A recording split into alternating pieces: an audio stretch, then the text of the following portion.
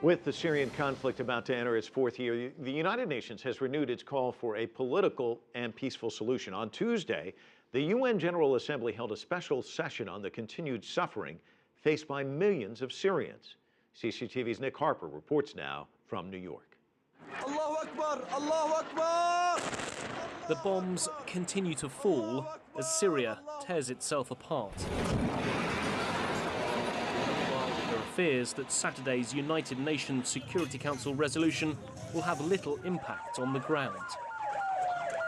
Speaking via video link, the UN High Commissioner for Human Rights, Navi Pillay, read out an eyewitness account of a recent barrel bombing of a bus station.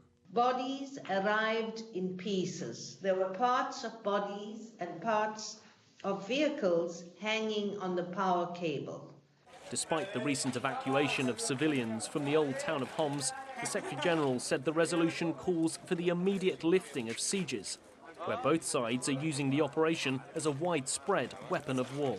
The government is besieging more than 200,000 civilians, while opposition groups are besieging some 45,000.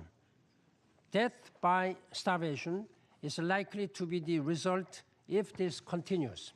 The General Assembly heard how 5 years ago, Syria was the world's second largest host nation for refugees. Now Syrians themselves are about to become the world's largest refugee population, with harrowing accounts of children separated from their families while fleeing the violence. These numbers grow every day and have become routine news. Perhaps they no longer shock, but they must.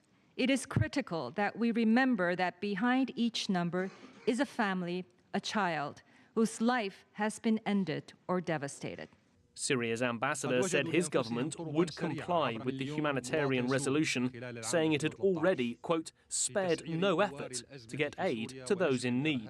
Ban Ki-moon has promised to report back to the Security Council in less than 30 days on whether the humanitarian resolution is being implemented.